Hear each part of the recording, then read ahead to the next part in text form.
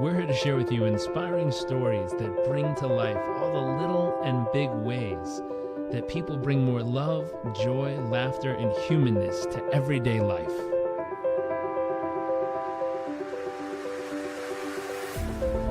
Our focus is the hunt for those little moments that refuel the human soul and reminds us what life is really all about. I invite you to sit back, enjoy the moments, enjoy the stories, the adventures, and the journeys.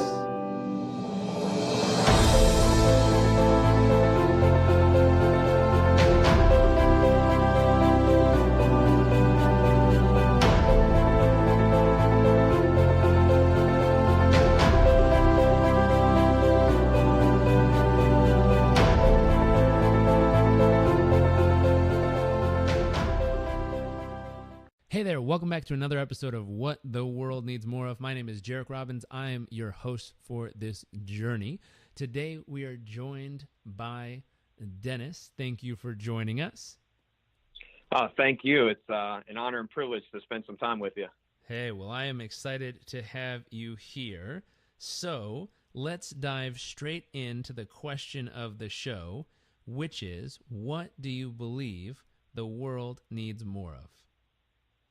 I just truly believe the world needs more self-love, which kind of goes into self-worth, someone's self-image, their emotional toughness is linked into that. And it's something I'm very passionate about today, especially with mentoring a lot of people, finding out that just coaching them in business is one thing, but finding out that the biggest areas that we really need to build up ends up being the life stuff, and really finding that dignity and that self-worth of the value that they have to add to the world.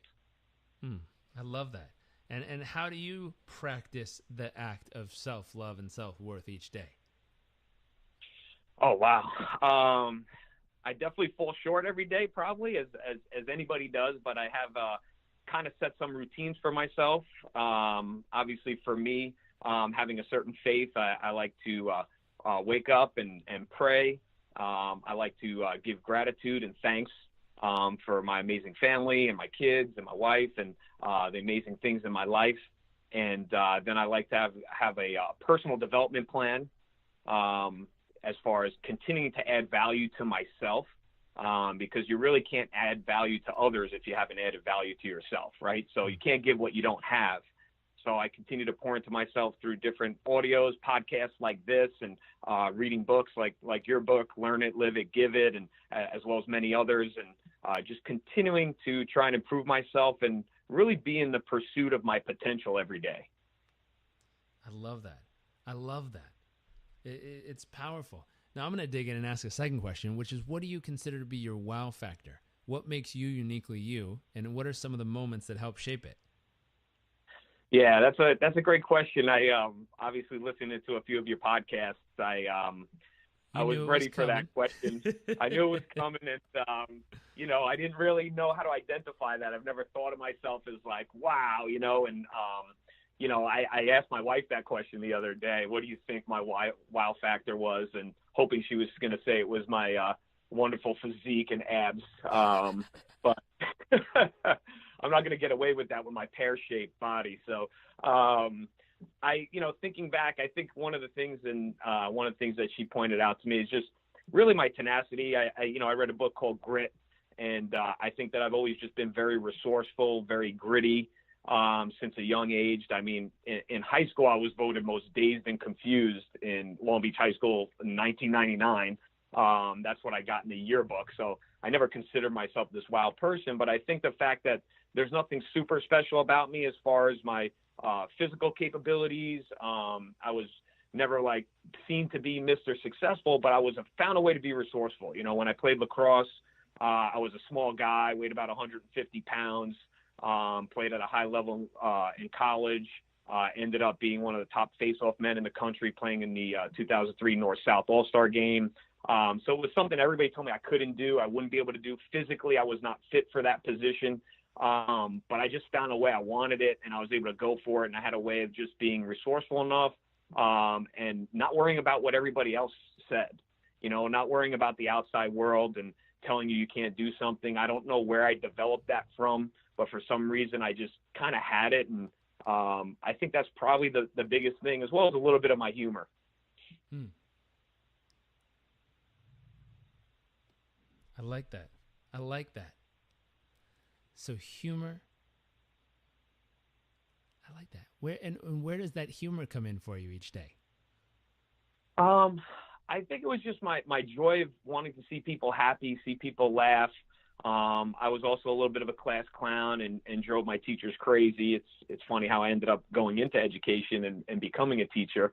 And sometimes I could definitely cross the line with my humor, and maybe my wife wouldn't necessarily think I was funny all the time. But I just enjoy seeing people happy and look for opportunities to see joy and humor in everyday life. And just I don't really know where it comes from. It's just kind of a witty humor that comes about when I just see moments and things that happen, and want other people to partake in that joy that happens.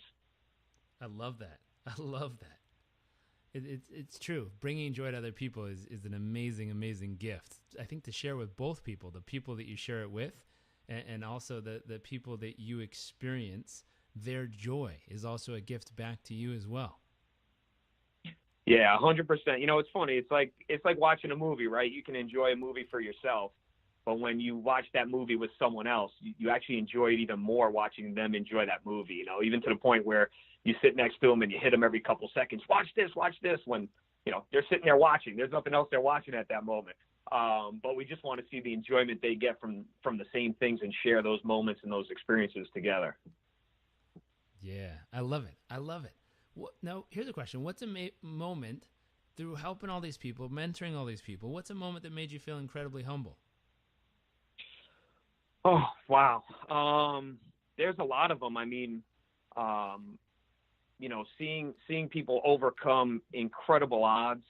I support an organization, Long Beach Wrestling. They have a young gentleman, Isaiah Bird, that was recently on ESPN, and was born with no legs, and just an incredible story when you spend some time with him, to see how excited he is about life, to see all the possibilities that he sees regardless, and doesn't see any limitations, and to sometimes think back in my life and say, hey, there were times that I felt depressed and I was wondering about this and that, and not to diminish that anybody has these feelings, but when you put things in perspective and you could see someone else who is so inspiring, and to see all the things they want to accomplish, it just really kind of blows your mind. I was even listening to Nick Santanastasso, who was had no legs, no arms, just stories just so inspiring, awe-inspiring, when you wonder what someone would have had to deal with, and just the human spirit and the human soul, and its ability through faith to just accomplish and overcome, but then to inspire others to know that they can overcome as well, is just something that is just, so amazing to me. I love seeing the human spirit just overcome. I love that. Same here. He's an inspiring young man. I had the chance to talk with him. He's in Tampa, right? Or Sarasota? Yeah. Good man. Yeah, I think so. Yeah. And to be able to take what he was given and do something great with it, even though for most it seems like he's missing something, to him it's like, hey, this is what I have, and how do I make the most of it? How do I do something good with it? And how do I show other people what's really possible, regardless of the circumstance? It's very powerful. Very powerful. Yeah. Yeah, it's just, it's like, things happen to us, people say, and then, we kind of take it one step further and say, it happens for us and makes us stronger. And I almost like to think of it as almost happening through us, right? So that it happens through us to be able to impact other people in the world. Mm-hmm. So true. So true. Here's a question. What's an awe-inspiring moment?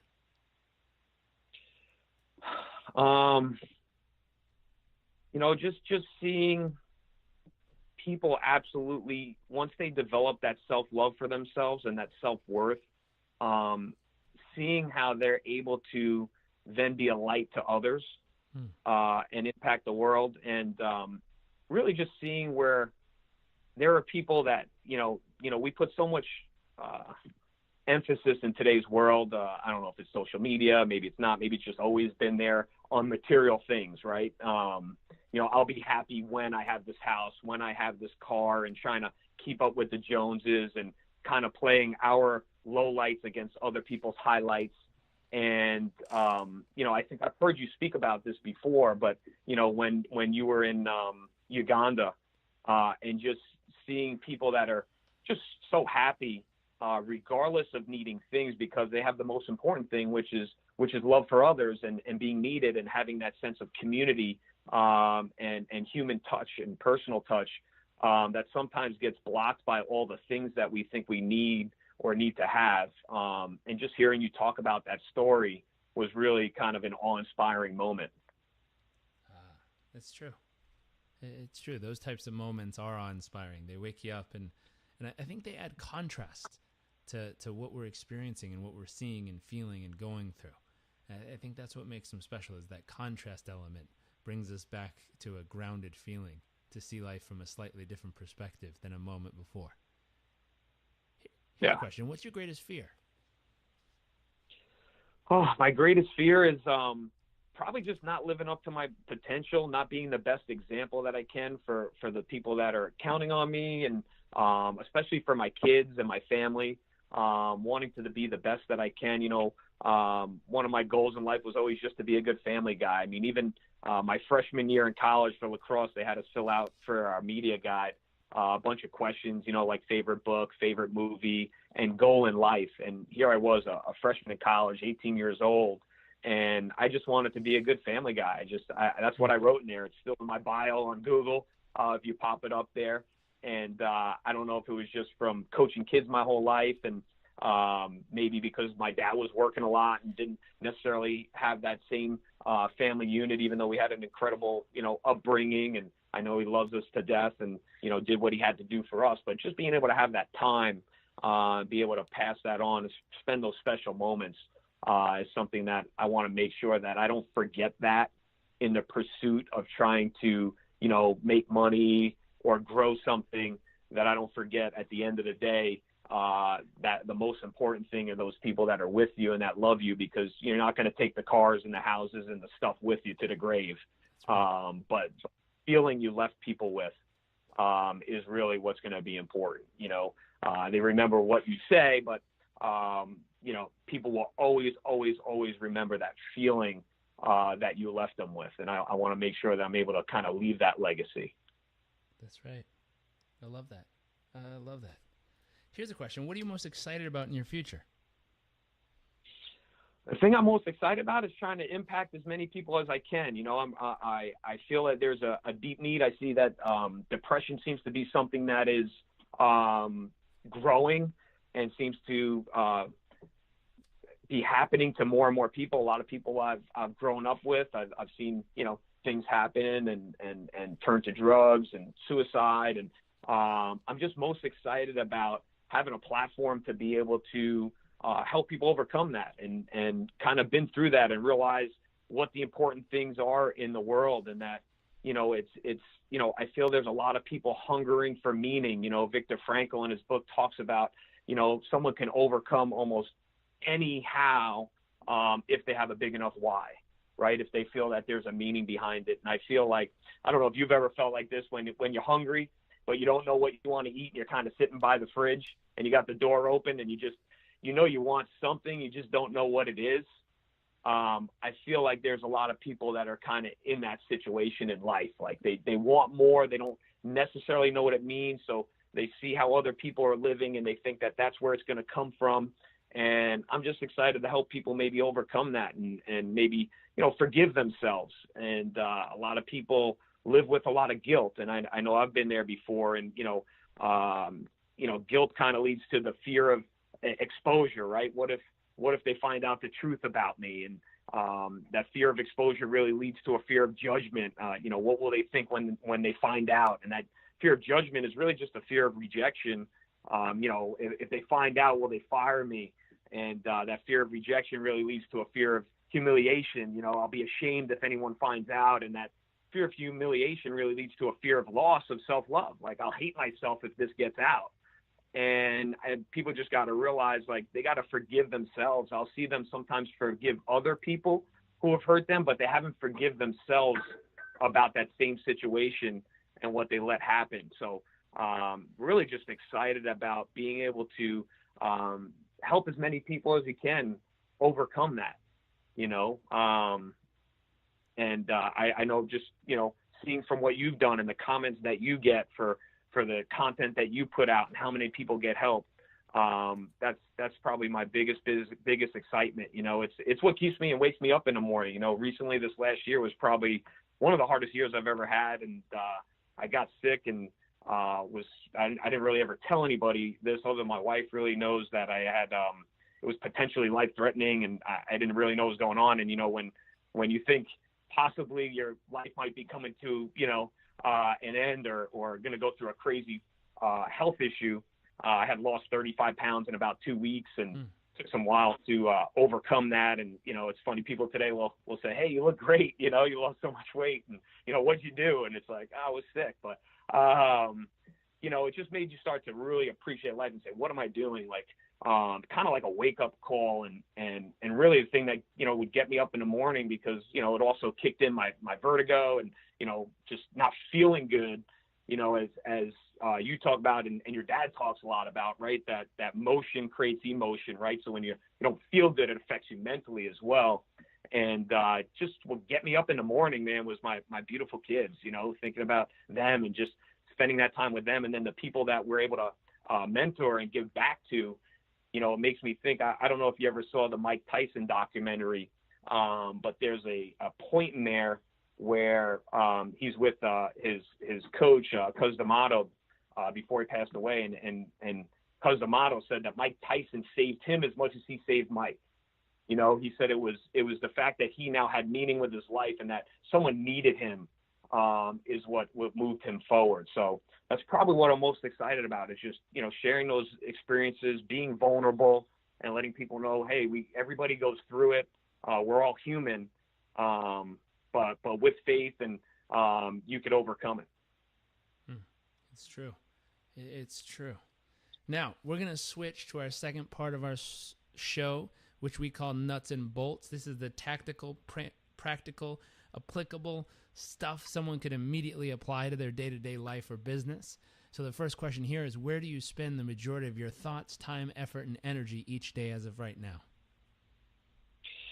Yeah, I mean, a big thing for overcoming everything, obviously, is forgiving yourself first. And I think sometimes people set these huge goals for themselves, like, you know, I'm going to go from 0 to 100, and tomorrow I'm going to do all these things, and then, you know, they don't accomplish that next day, and then they beat themselves up about it, and they start digging themselves in a hole. So I think, you know, just forgiving yourself and realizing, hey, I didn't hit that goal, but tomorrow, rather than me trying to hit all those things again, if I did only 40% of them, like, let me just go to 41% tomorrow. Let me just be 1% better every day.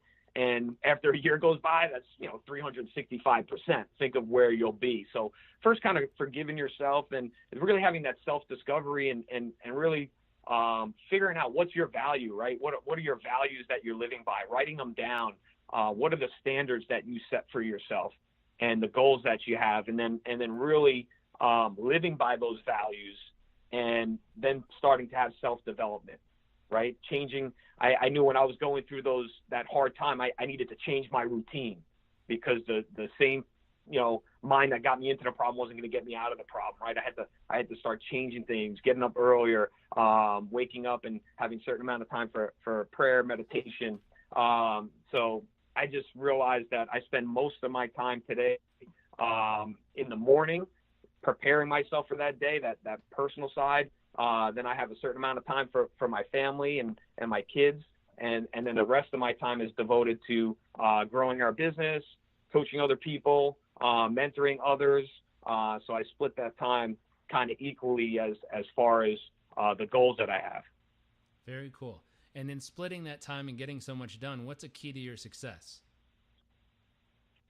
I think one of the keys to my success is really just realizing that every day we're gonna maybe fall short, right? And the key is that tomorrow is a new day. I think you said it in your book, actually. Every day is a new opportunity to make your life story worth telling. And when I read that in your book, I think it just moved me into saying, hey, today I can do something. I want to kind of earn my pillow. I want to feel good at the end of the day when I put my head on that pillow. So I think one of the things that's been able to do that is a positive outlook on life, just kind of like a faith that everything's going to be okay. You know, I've always kind of had that. My best friend told me, you know, it's weird how, you know, no matter what was going on in life, you just always had this happy-go-lucky kind of viewpoint that everything was going to be okay. Everything is going to work out. And you just got to keep moving forward. Sometimes that got me into trouble because some of my coaches took that as maybe I didn't care as much or I wasn't as dedicated or my intensity. But it was really just my positive outlook that, hey, if I'm in the pursuit every day of my potential, that's what really is going to bring that happiness there, you know. And one of the things that I think probably, you know, my wife pointed it out to me like I spoke about before, but really eliminating the fact that we care about what everybody else thinks. You know, I think more than ever the world is so worried and has that fear, because, you know, fear of not doing something really comes most of the time, if you break it down to its core, it just comes from a fear of what you think someone else is going to think about you. Because if you're only playing your own game, then you don't worry about what anybody else is thinking. That's one of the things I love about Gary Vaynerchuk is that, you know, he talks about just playing his own game and that happiness that he has, that he's not playing it for anybody else. And I heard this statement that absolutely shook me about a month ago. I had some time with David Meltzer, and he said, I'd rather people hate me for who I am than love me for who I'm not. Mm-hmm. And man, that just shook me. And I said, man, that's what so many people are missing. That's what so many people are getting caught up on, is that they're not deciding what their values are, how they want to live their life, the things that are important to them, living based on character, right? Because it's not about what you have, it's about who you are, and playing their own game, deciding what that game is for them, and then being able to shut the world out, because there's always going to be haters, right? And what I try and get people to realize is, you know, people that are happy usually don't pull other people down. It's usually not a problem with you, it's a problem with themselves. And, you know, I even try and think of it as, you know, some of the greatest athletes that are out there today, the amount of negative they take on and the comments people say that, you know, they're just trying to be the best they can. And then they have all these people that they've never met, that they've never done anything wrong to, that just want to hate them for no reason, you know, but they don't let it bother them because they know what they're accomplishing. And I think that's probably one of the greatest statements I've ever heard, is just, I'd rather people hate me for who I am than love me for who I'm not. Powerful and true. Powerful and true. I appreciate it and really also agree with that statement. Okay. So we have a key to your success. We know goals, values, standards. What's one tip we could leave people with, that if they were to take this one thing today and put it into immediate use in their life or business, they could see measurable and tangible progress being made with it? Yeah, I mean, the biggest thing, and I heard this from your dad, is he said, you can decide who you want to be. He said, I constructed this person. And when I heard that, that was so freeing, is that you have the ability to construct who you want to be. Just one of the keys there is that you have to let go of the other people who have tried to like construct you, right? You can't build a new house with the same people living in it, right? If they destroyed the first house, they're going to destroy the second house. So, you know, get around the right association. Really look for the people who are going to build you up. Find the right groups and find a mentor. Find somebody who's going to see the gifts that you have, because we all have magic, but they're going to hold you accountable to pulling that out, right? Because for some reason, I don't know why, as human beings, we're more accountable to somebody else than we are to ourselves, right? We tend to go a little bit easy on ourselves, right? If I think of myself as running now, right? The minute I get tired, I start walking, right? So, but if there's someone there with me, it pushes you to that one statement. I saw Entrepreneur Magazine put something out where it was like you're 72% more likely to accomplish your goals if you have someone to be accountable to.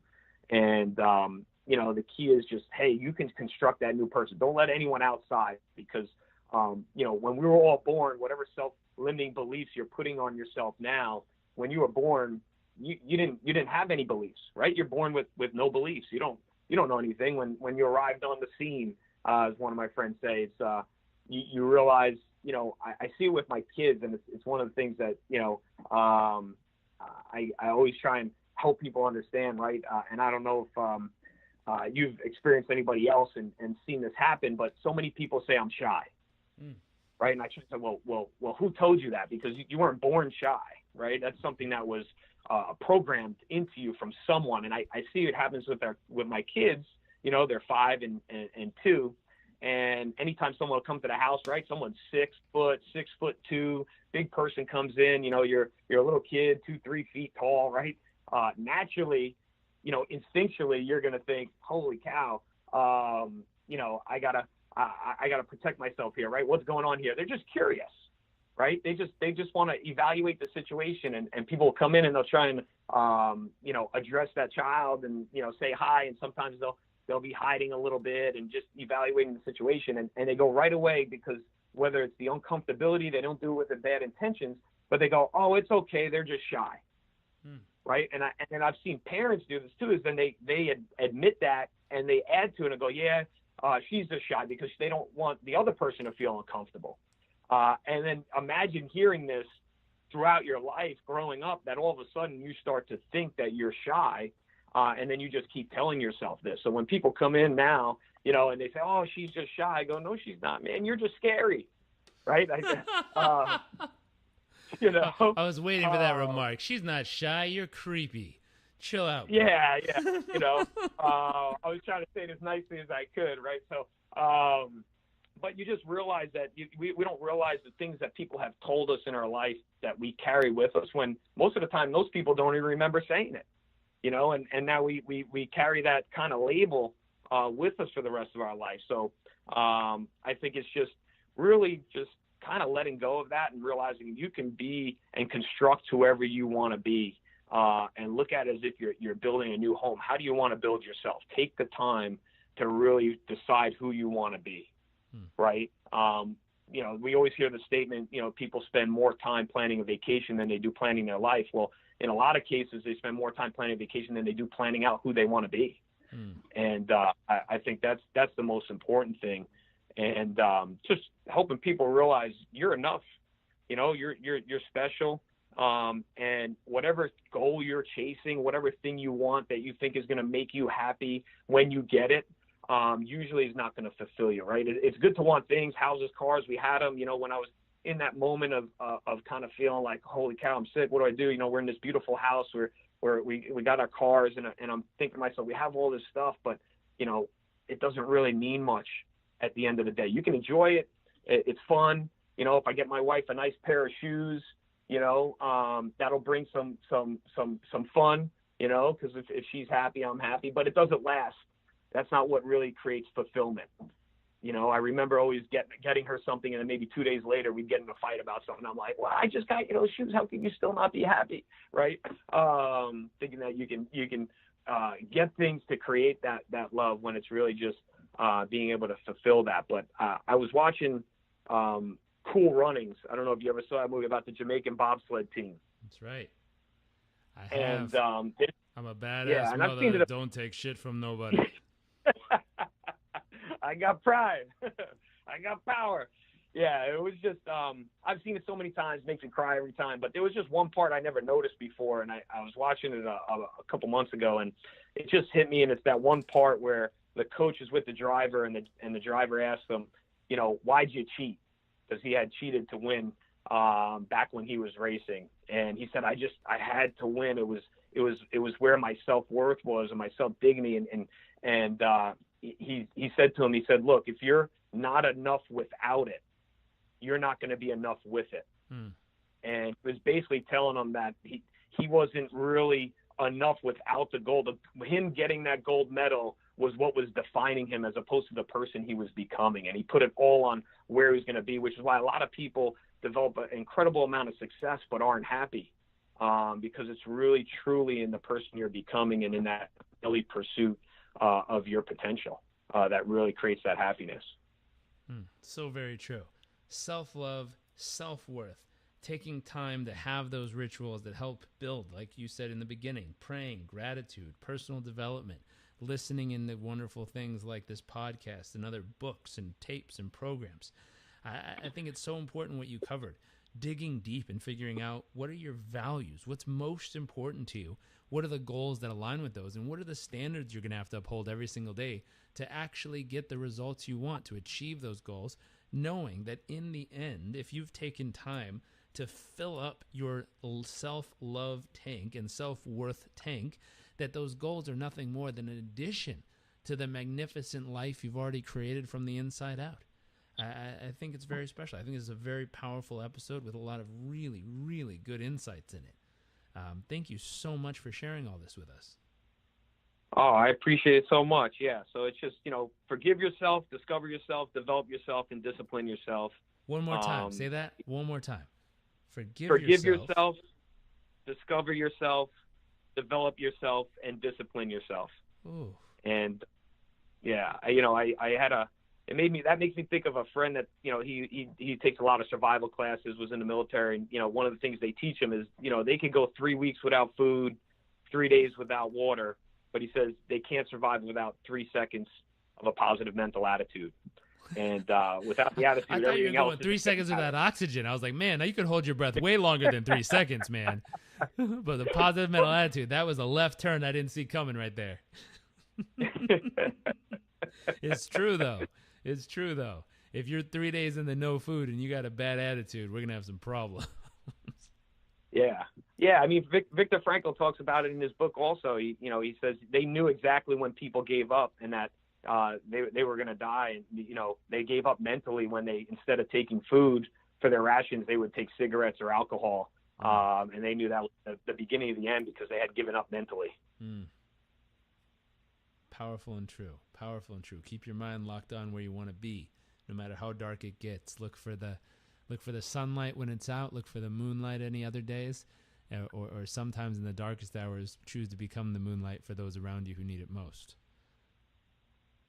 Absolutely, absolutely. Everything that's happening to you, for you, is going to happen through you, to be able to inspire somebody else. It's funny how inspired we get when we see other people do things. When I was a kid, my dad took me up to a ski mountain. I don't remember how old exactly I was, maybe 7, 8, 9, and it was over in Killington in Vermont, Bear Mountain, and they had one of the trails called Devil's Fiddle, and it was one of those trails that's right off the cliff, moguls, double black diamond, and all that's stopping you from oblivion is like a little red tape, right? So you're like, that's not going to do anything. And I was up there crying. I didn't want to go down, and I was just sitting there, and he just left me. He went down, not too far, but far enough that I couldn't see him. And I was probably up there 15, 20 minutes not moving. And all of a sudden I saw a kid maybe 4 or 5, a lot younger than me, just flying down the mountain with no fear. And because I saw what he was capable of doing and going through, that inspired me to be like, oh, I could do this then, right? Because sometimes you see someone else do something and you realize you could do it too. And then I went down, and of course, like any kid, then you want to do it 100 million times. So it's just those moments of anything that people are going through. If you're going through something, every challenge has a seed or equal benefit, and a lot of times it's what you're going to be able to help somebody else through in the future. It's true. Preparing you to pay forward the message of what someone on your journey is going to need. I love it. Well, thank you, sir, for sharing so much life and love and insight with us and strategy and a bit of mentorship here. We very much appreciate it. If you've tuned into this episode and you like what you hear, if you know someone, a friend, a family member, a colleague, a relative who needs to hear this, make sure to share it with them. Make sure to tell them to tune in and capture all these great golden nuggets of ideas that have been shared today. The other piece, we believe that sharing is caring. So, we really love caring people. So make sure to share in other capacities as well. Dennis, thank you again for joining us. We're going to make sure to have your bio and information in the show notes so people can learn more about you and connect with you if they want to connect or ask questions or learn more about everything that you're up to. So thank you, sir, for being here. You're very welcome. Thank you. And for everyone tuning in, we look forward to very much seeing you next episode.